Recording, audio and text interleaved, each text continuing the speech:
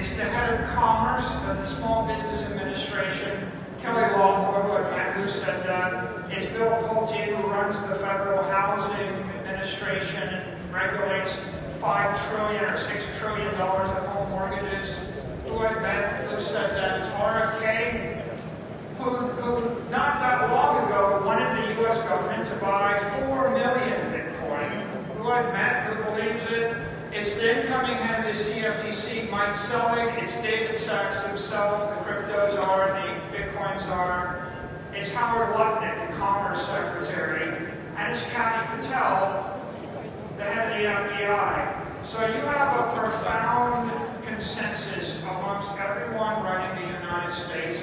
And the most important thing is that the United States is the most influential financial regulator in the world. And whatever the U.S. banking system does and the U.S. security market does ripples through South America, it ripples through Africa, it ripples through Europe, it ripples through the Middle East, it goes to Canada, it goes to Australia, it even goes to Hong Kong. Even the Chinese will copy what the U.S. is doing. So it's very, very profound inflection. The other major inflection point is all of the large banks in the United States have gone from not banking Bitcoin 12 months ago to, in the past 6 months, I have noted and been approached by BNY Mellon, by Wells Fargo, by Bank of America, by Charles Schwab, by JP Morgan, by Citi. They are all starting to issue credit against either Bitcoin or against Bitcoin derivatives like ICN. And so there's a sea change here. Wells Fargo and Citi have both announced intent to allow the custody of Bitcoin within the banks. And the year 2026, they'll start to extend credit. And so Wall Street, the banking establishment, and the regulators have all endorsed Bitcoin as digital capital. Where does that take us? Well, my company's strategy is the world's first digital treasury company. And because it's digital capital, we have capitalized on it, and we have now accumulated 660,624 Bitcoin. Including 10,600 yesterday, we announced.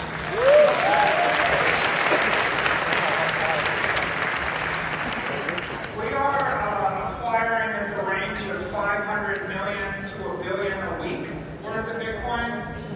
We've now, at this point, acquired not quite $50 billion of Bitcoin, which is worth substantially more. We're not stopping. For those people that we have buyer fatigue, we don't have buyer fatigue. I think that we can buy more Bitcoin than the sellers can sell, and we're going to take it all. And we're going to take it out of circulation. In essence, we're winding up the network, we're powering it up like an engine, it's coiling like a torsion spring of sorts. And what do you do with all of that capital? What we've decided to do with that capital is to start creating credit, Bitcoin-backed credit, and we've created the world's first digital credit vehicle. In essence, we are going to digitally transform the credit markets by creating a vehicle powered by digital capital. So the company today is paying out about $800 million worth of dividends on our digital credit. We have about 76 years worth of dividends if Bitcoin goes up 0% a year. So I think the Bitcoin reactor has about 76 years of energy. If Bitcoin goes up 1.4% a year, we have infinite energy. We can go forever. So that's really our break-even point. And why do we exist? What is the purpose of our company? We exist to transform capital into credit. So what is capital? Capital is, you have a 5-year-old kid, and you give them $1 million block of real estate in the middle of New York City. It's just dirt. It's land. There are no rents. And you say, child, hold that real estate for 30 years and you'll be rich. No cash flows. You have to wait a long time, and it's hard to value the real estate.